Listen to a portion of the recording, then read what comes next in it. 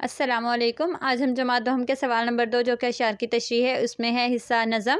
شعر ہے: دو عالم کا امدادگار آ گیا ہے، امین آ گیا ہے، غمگسار آ گیا ہے۔ امدادگار مدد کرنے والا، دونوں عالم کا یعنی کہ دنیا اور آخرت دونوں میں مدد کرنے والا آ گیا ہے۔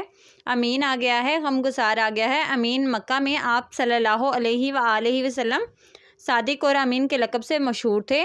غمگسار آ گیا ہے اور غموں کو کم کرنے والا آ گیا ہے۔ اس میں نظم کا عنوان ہے نعت۔ شاعر کا نام ہے احسان دانش۔ احسان دانش کی وجہ شہرت انہیں مزدور شاعر کہا جاتا ہے۔ مفہوم: اللہ تعالیٰ نے اپنے محبوب کو دونوں جہانوں کے لیے سہارا بنا کر بھیجا ہے۔ آپ کو اہل مکہ نے صادق اور امین کے القاب دیے۔ غریبوں کے غموں میں شرکت کر کے ان کے غموں کو کم کرنے والا آ گیا۔ تشریح: شاعر عرض کرتے ہیں کہ اللہ تعالیٰ نے اپنے محبوب صلی اللہ علیہ وآلہ وسلم کو دو عالم کے لیے مددگار بنا کر بھیجا۔ آپ نے دنیا میں غریبوں، یتیموں اور مسکینوں کی مدد فرمائی اور آخرت میں آپ اپنے پریشان چاہنے والوں کی مدد فرمائیں گے۔ اس لیے شاعر کہتے ہیں کہ آپ کی ذات دونوں عالم کے لیے رحمت بن کر آتی ہے۔ اس مصرع میں کچھ یہ بھی کہا جا رہا ہے کہ آپ صلی اللہ علیہ وآلہ وسلم دنیا میں بھی یتیموں، غریبوں اور مسکینوں کی مدد فرماتے اور آخرت میں بھی۔ قرآنی آیات کا مفہوم ہے کہ آپ صلی اللہ علیہ وآلہ وسلم قیامت کے دن شفاعت فرمائیں گے۔ تو اس طرح سے اس شعر کی کچھ اس طرح سے تشریح بنتی ہے۔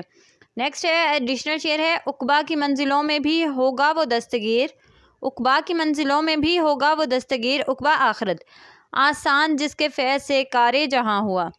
دوسرا مصرع میں شاعر کہتے ہیں کہ اللہ نے اپنی مخلوق کی زبانی اپنے محبوب کو امین کے لقب سے نوازا کہ لوگ ہی ان کو امین، صادق اور امین کو کافر جو ان کے بات سے انکار کرتے تھے، ان کے اسلام لانے پر راضی نہیں تھے، لیکن وہ آپ صلی اللہ علیہ وآلہ وسلم کو امین کے لقب سے ہی پکارتے تھے، جس سے مراد لوگوں کی امانتوں کی حفاظت کرنے والا۔